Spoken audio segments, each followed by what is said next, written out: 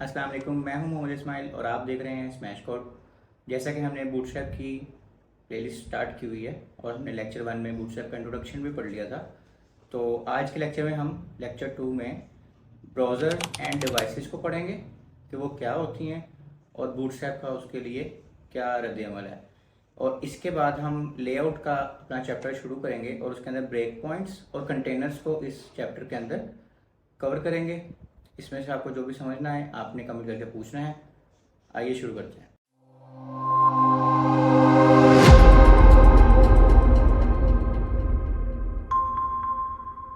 जैसा कि मैं बता चुका हूँ कि इस लेक्चर में हम पढ़ेंगे कि ब्राउज़र एंड डिवाइसेस में हम बूटस्ट्रैप को कैसे यूज़ कर सकते हैं और हमारे पास ब्रेक पॉइंट्स कौन कौन से होते हैं और कंटेनर्स को भी हम टच करेंगे। बूटस्ट्रैप का ही ये टॉपिक है कंटेनर्स और काफ़ी इंपॉर्टेंट टॉपिक है। तो शुरू करते हैं इसको। सबसे पहले हमारे पास है ब्राउज़र एंड डिवाइसेस। तो ब्राउज़र्स क्या होते हैं? ये क्रोम एक ब्राउज़र है, ओपेरा एक ब्राउज़र है, फायरफॉक्स एक ब्राउज़र है, यूसी ब्राउज़र एक ब्राउज़र है, सफारी एक ब्राउज़र है। तो जितने भी ब्राउज़र्स हैं उसमें बूटस्ट्रैप सपोर्ट करता है या नहीं। सपोर्ट करने से क्या मुराद है कि वो उसमें चलेगा या नहीं चलेगा। मीन्स कि आपने कोड यूज़ किया, क्योंकि हम एक वेबसाइट बना रहे हैं और वो यूज़र जो वेबसाइट हमारी यूज़ करेगा वो कहीं पे भी यूज़ कर सकता है ना। हम उसको थोड़ी बताएंगे कि क्रोम में ही यूज़ करनी है उसने। तो हमने वो देखना है कि किस किस में यूज़ हो सकता है, कौन कौन सी डिवाइस में यूज़ हो सकता है। ठीक है, तो एक जनरल एक नॉलेज है ये जस्ट। तो उसमें ये क्या है, Bootstrap support the latest stable release of all major browsers and platforms. यानी मेजरली जो भी यूज़ होते हैं वो उन सब में यूज़ हो सकती है ईजीली, बस वो लेटेस्ट उसका वर्जन होना चाहिए। ठीक है, इसी तरह जैसे इसमें बता भी दिया क्रोम का वर्जन जो है 60 से ग्रेटर हो या 60 के इक्वल हो। फायरफॉक्स का वर्जन बता दिया, फायरफॉक्स दूसरे को भी बता दिया ये सार। iOS में भी उसने बता दिया, सफारी का भी वर्जन उसने बता दिया, एक्सप्लोरर का भी उसने वर्जन बता दिया। इसी तरह डिवाइसेस में से मुराद है कि लैपटॉप, मैकबुक, एंड्रॉयड, ठीक है, एंड्रॉयड फ़ोन, आईफोन। तो इसके लिए भी उसने बता दिया कि यार इसमें इस वर्जन में ये अवेलेबल है, इसमें ये सपोर्टेड है। यानी कि इसमें हम बूटस्ट्रैप अगर यूज़ करते हैं तो इन डिवाइसेस में ये चल जाएगी। ठीक हो गया। अच्छा जी, इसके बाद हमारे पास है जी डेस्कटॉप के ब्राउज़र्स। तो उसमें मैकबुक में चल जाएगी, विंडोज़ में भी चल जाएगी। ठीक है, ये सारे ब्राउज़र्स वही ऊपर वाले हैं, सब में सपोर्टेड है। विंडोज़ में जस्ट सफारी में वो कह रहा है कि नहीं है, तो वो भी अगर लेटेस्ट वर्जन होगा तो उसमें हो जाएगा। Unofficially bootstrap should look and behave well enough in Chromium, Chrome for Linux and Firefox for Linux, तो they are not officially supported. यानी वो कह रहे हैं कुछ ऐसे ब्राउज़र हैं, जैसे उन्होंने बताया भी है लिनक्स करके, और फायरफॉक्स जो लिनक्स में ही यूज़ होता है, एक ऑपरेटिंग सिस्टम है लिनक्स, जैसे विंडोज़ है ना ऐसे ही। वो कह रहे हैं उसके कुछ ब्राउज़र्स में वो यूज़ हो जाता है, सपोर्ट भी करता है, लेकिन बूटस्ट्रैप की तरफ से ऑफिशियली उन्होंने कहीं नहीं लिखा हुआ कि ये सपोर्ट करेगा। ठीक हो गया। तो कभी कभी काम कर लेता है, कुछ चीज़ें काम कर लेती हैं, कुछ चीज़ें काम नहीं करती। अब हम देखेंगे कि ब्रेक पॉइंट्स क्या होते हैं। हमने लास्ट लेक्चर में भी ब्रेक पॉइंट्स का जिक्र किया था।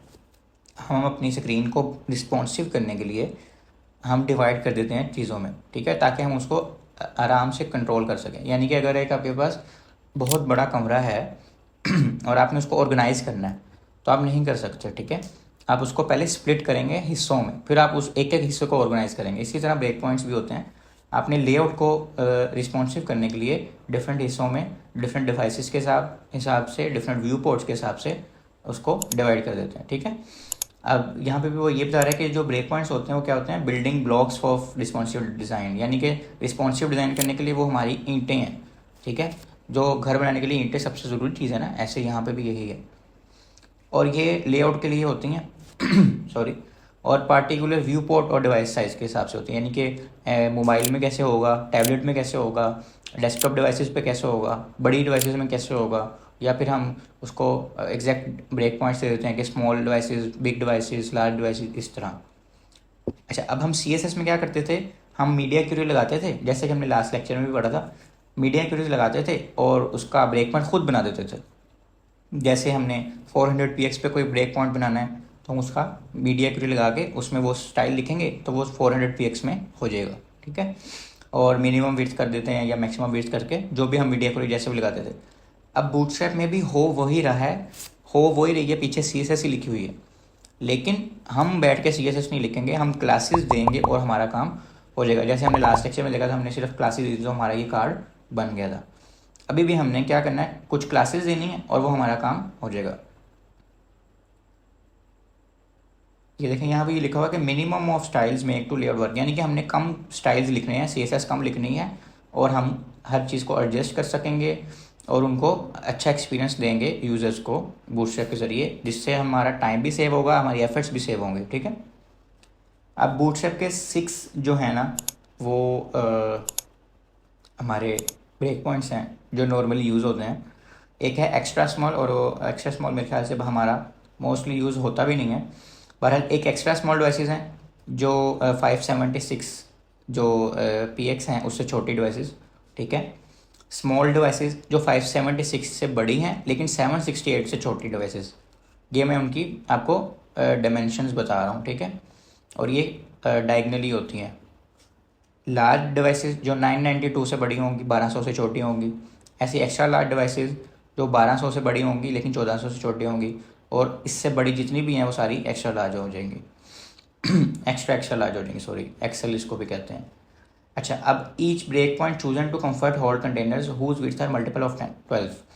अब होता क्या है, हम उसको जब बताते हैं ना कि हम स्मॉल डिवाइस के लिए रिस्पॉन्सिव करने लगे हैं, तो वो इस पूरे पेज को ना जब स्मॉल डिवाइस में जाएगा ना उसको 12 इक्वली हिस्सों में डिवाइड करेगा और हमें यूज़ करने के लिए कह देगा कि आप इसको अपने हिसाब से यूज़ कर लें। ठीक है, लेआउट बनाने के लिए। सपोज हमें, जैसे लास्ट लेक्चर में भी देखा था, 4 हिस्सों के लिए हमें ये कार्ड बनाना है, बाकी हमारे 8 हिस्से या जो भी हमारे हिस्से बचते हैं उसके लिए हमने इसमें यहाँ पे एक्स्ट्रा कुछ रखना है। ठीक है, तो हम क्या करते हैं, अच्छा, उसमें हम क्या करेंगे, 4 हिस्सों को अलग से डिवाइड कर देंगे और 8 को अलग से डिवाइड कर देंगे। यही वो बता रहा है कि हमारे पास 12 इक्वली हिस्से होते हैं हर डिवाइस में, बेशक वो मीडियम डिवाइस हो, लार्ज हो, स्मॉल हो, 12 हिस्से होते हैं। अब हमने उस 12 हिस्सों को यूज़ करना है ग्रिड के हिसाब से। ठीक है। अब मीडिया क्यूरीज में क्या होता है, ये देखें, जैसे अभी हमने लास्ट में पढ़ा था कि हमने मीडिया क्यूरी लगानी है उस डिवाइसेस पे जिसकी मैक्सिमम विड्थ हो 600, यानी कि इससे छोटी छोटी जितनी भी डिवाइसेस होंगी उस पर क्या हो जाएगा, बैकग्राउंड कलर लग जाएगा लाइट ब्लू। ठीक है, ये मीडिया क्यूरीज से हम करते थे, जैसे हमने लास्ट लेक्चर्स में किया, भी CSS के 40 लेक्चर में हमने ये मीडिया क्यूरी से करके देखा था। अब होता उसमें क्या है, उसमें हम इस अपना जो लेआउट है ना डेस्कटॉप का, उसको चेंज करते हैं फ़ोन के लिए। अगर हम यहाँ पे एक चीज़ का फ़ॉन्ट साइज़ ले रहे हैं 32px, तो 32px ही हम फ़ोन के लिए नहीं यूज़ कर सकते। तो हम क्या करते हैं, एक चेक लगा देते हैं कि यार इस चेक के ऊपर जब वो आ जाए ना डिवाइस, यानी इतने डिवाइस बड़ी हो तो इतना फ़ॉन्ट साइज़ हो जाए, इतनी हो तो, यानी एक किस्म की इफ़ एंड एल्स स्टेटमेंट लग रही है। हम बता रहे हैं कि यहाँ पे ऐसे हो जाए, यहाँ पे ऐसे हो जाए। इससे क्या होगा, अब हमारे पास 5 किस्म के यूज़र्स हैं। एक यूज़र मोबाइल में यूज़ कर रहा है, एक टैबलेट में, एक लैपटॉप में, एक डेस्कटॉप यानी कंप्यूटर पे, और एक पूरी LCD जो बड़ी सारी होती है उस पर यूज़ कर रहा है। अब वेबसाइट तो एक ही है। ठीक है। अब हमें स्टाइल्स देने हैं ना कि उस मोबाइल पे कैसे दिखे, डेस्कटॉप पे कैसे दिखे, मैकबुक पे कैसे दिखे, टैबलेट पे कैसे दिखे, लार्ज स्क्रीन पे कैसे दिखे।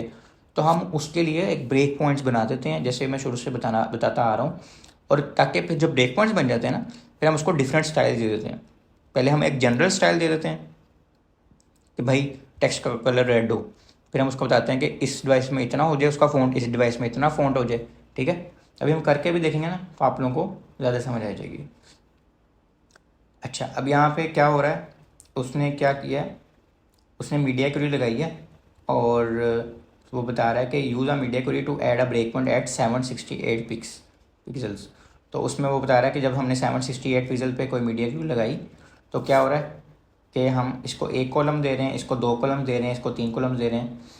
और यहाँ पे उसने ये क्लास से भी बनाई हुई है CSS से। अभी हमने CSS का कोई काम करना नहीं है, हमने बूटस्ट्रैप से करना है, तो हम बूटस्ट्रैप से ही देखते हैं उसको। ये जो कॉलम्स वगैरह या ग्रिड्स वगैरह यूज़ करनी है, उससे पहले हमारा एक टॉपिक कंटेनर, तो पहले हम उसको कवर करने की कोशिश करेंगे, फिर हम उस पर जाएंगे तो हमें ज़्यादा समझ आएगी। अच्छा, अब कंटेनर्स क्या हैं, containers are a fundamental building block of Bootstrap that contain padding and align your content. अब सीन ये है कि हमने पूरा जो पेज है ना हमारा, उसको रैप कर देना एक चीज़ के अंदर। ठीक है, उसमें वो खुद ही उसको पैडिंग और मार्जिन देगा और वो खुद ही देखेगा कि डिवाइस कितने साइज़ की है और उस हिसाब से उसको वो उतनी ही मार्जिन और पैडिंग देगा। ये नहीं कि हम उस अगर कंटेनर यूज़ कर लें वो यहाँ से 20 पिक्स छोड़ दे, यहाँ से भी 20 पिक्स छोड़ दे, पर अगर मोबाइल में जाएँ तो वो 20 पिक्स तो बहुत ज़्यादा हो जाएंगे मोबाइल के लिए, ठीक है। तो वो उतने नहीं छोड़ेगा, वो मोबाइल की विड्थ देखेगा, मोबाइल की हाइट देखेगा और उसके हिसाब से शायद वो 5 पिक्सल छोड़ दे। तो वो कंटेनर ये काम करता है। और कंटेनर के अंदर रह के हम, मेरे ख्याल से 99.9% सारा बूटस्ट्रैप का काम कंटेनर के अंदर, यानी कि हम सबसे पहले जो डिव बनाएंगे वो कंटेनर होगी, उसके अंदर हमारा सारा काम होगा। अब वो कह रहे हैं कि कंटेनर वर्क कैसे करता है, ठीक है। और वो कह रहे हैं container most basically layout element, और इसके अंदर हम ग्रिड सिस्टम यूज़ कर सकते हैं, ठीक है। पैडिंग वगैरह जैसे मैंने बताया वो खुद ही देगा। उसने बताया इसमें 3 हमारे पास पॉइंट्स हैं जिस तरह हम कंटेनर को यूज़ कर सकते हैं, ठीक है। वो हम करके भी देखेंगे। जैसे हमारे पास एक डिफ़ॉल्ट कंटेनर है, ठीक है। उसने यहाँ पे पूरी तफसील बताई हुई है कि कंटेनर क्या करेगा, कंटेनर एसएम क्या करेगा, तो वो भी हम करके देखते हैं। अब जैसे हमारे पास एक कंटेनर है, जैसे हमने लास्ट लेक्चर में यहाँ पे कोई इमेज लगाई थी और वो बहुत बहुत ज़्यादा बड़ा उसका एड्रेस था, तो हम उसको एक दफ़ा रिप्लेस करते हैं।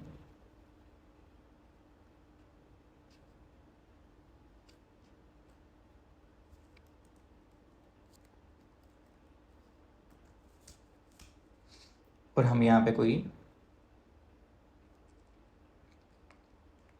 और इमेज लोकल यूज़ कर लेते हैं।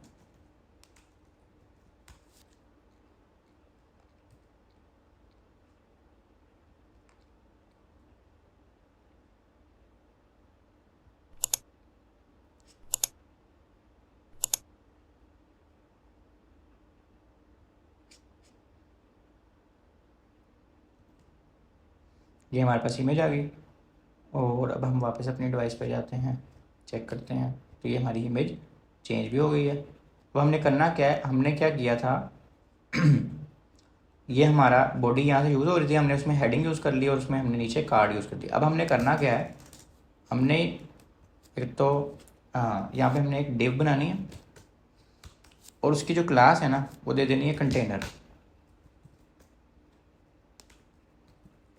ठीक है। और जब हमने कंटेनर क्लास दे दी, अब हम देखेंगे कि क्या इसमें यानी कि चेंजेस आते हैं।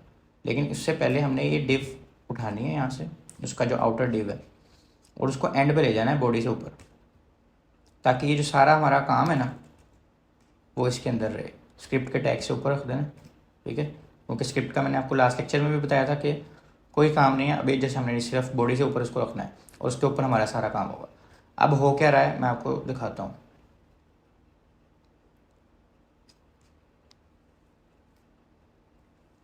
अच्छा, अभी मैंने रिफ़्रेश नहीं किया ताकि आपको मैं दिखा सकूँ कि फ़र्क क्या होगा इसमें। अब ये हमारी डिव है, ठीक है। इसके अंदर सारा कुछ रैप हुआ हुआ है, ठीक है। इसके अंदर ही हमारा सारा कुछ रैप है, ये हेलो वर्ल्ड, ये सारे कार्ड्स, और फिर वो बंद हो रही है। मैंने ये किया जस्ट, वरना हम क्या करेंगे जब पेज शुरू करते होंगे तब हम ये सारा कुछ कर लिया करेंगे।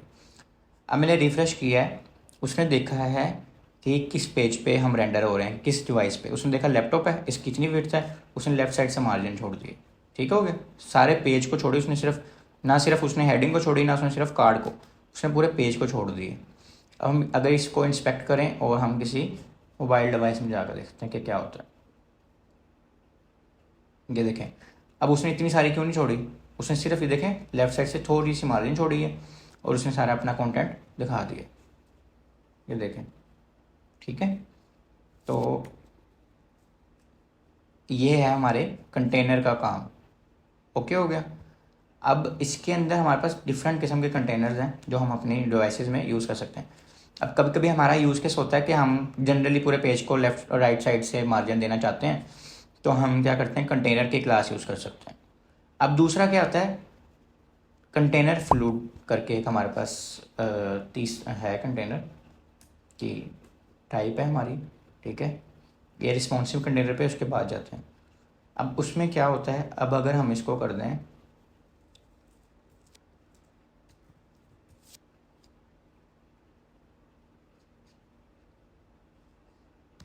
अच्छा अब क्या किया उसने, अब उसने ना पूरी विड्थ ले लिया आपकी, ठीक है। ये देखें use container fluid for a full width of container spanning the entire width of view port. अब क्या करेगा, वो देख ही नहीं रहा कि किस डिवाइस पे आप हो, उसने 100% विड्थ ले ली बस। ठीक है, ये देखें, उसने 100% विड्थ ले ली है। अब आप छोटी डिवाइस में जाएं, बड़ी डिवाइस में जाएं, उसको नहीं पता, वो अपने हिसाब से उसने उतनी विड्थ ले ली है, उसने 100% ही लेनी है।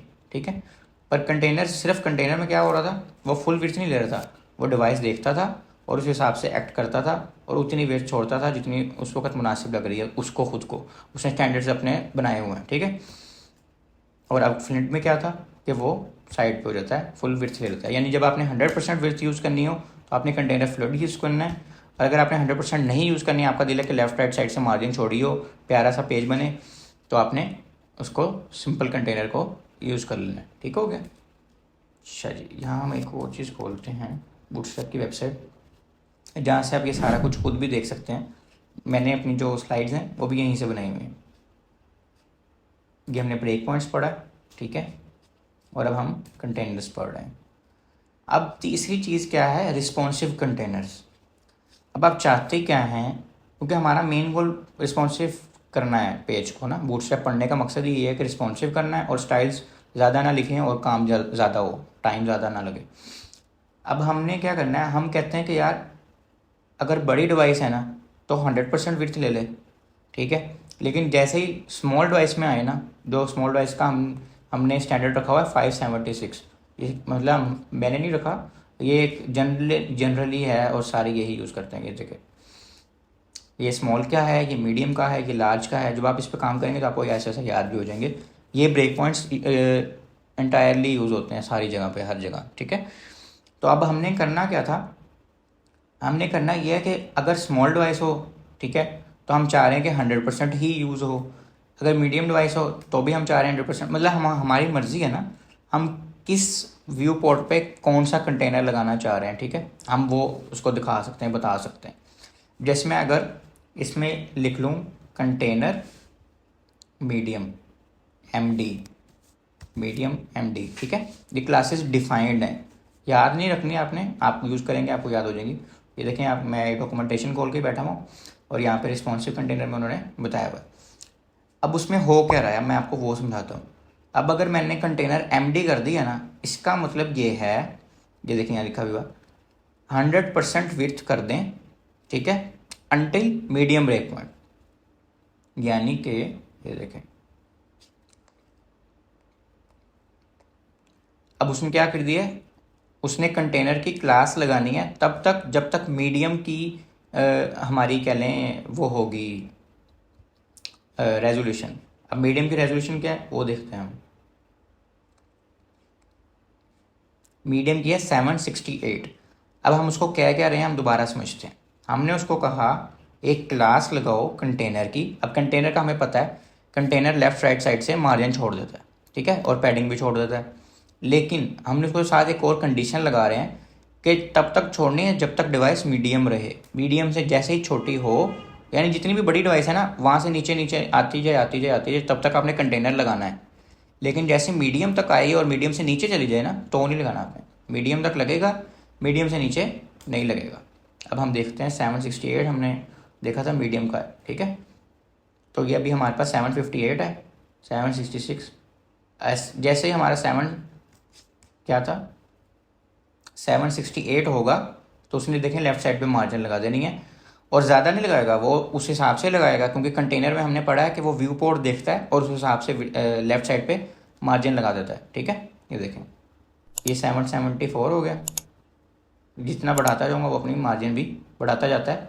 एक पॉइंट पे आके उसने उतना ही रखना है, क्योंकि उसको पता चल गया ये अब कौन सी डिवाइस है, और वो उतना ही रखेगा उसको। ठीक है, तो अब मैं दोबारा अगर रिपीट करूँ, हम उसको कंटेनर लगा रहे हैं पर साथ बता भी रहे हैं कहाँ तक कंटेनर लगाना है और कहाँ तक नहीं लगाना। ठीक है, हम यहाँ पे SM कर देते अगर, यानी कि स्मॉल डिवाइस तक, तो वो अब स्मॉल डिवाइस तक लगाएगा। ये देखें, उसने स्मॉल में भी लगाना है, ये देखें उसने मार्जिन छोड़ी हुई है स्मॉल डिवाइस के हिसाब से। ये नहीं कि स्मॉल डिवाइस में वो इतनी मार्जिन छोड़ देगा, वो उस हिसाब से छोड़ेगा जितना उस डिवाइस का साइज़ होगा। ठीक है, वो तो हमने ऑलरेडी पढ़ लिया, क्योंकि हमने कंटेनर फ्लिड नहीं किया। इस तरह हम कंटेनर फ्लिड के साथ भी कर सकते हैं, तो ये हमारी मर्जी, हमने कैसे यूज़ करना है। बहरहाल ये 3 टाइप्स हैं कंटेनर की। ओके हो गया। और इसके अंदर हमारे पास और कुछ भी नहीं है। अब मैं आपको एक और भी लगा के दिखा देता हूँ। वैसे हमने कर लिया है स्मॉल का भी।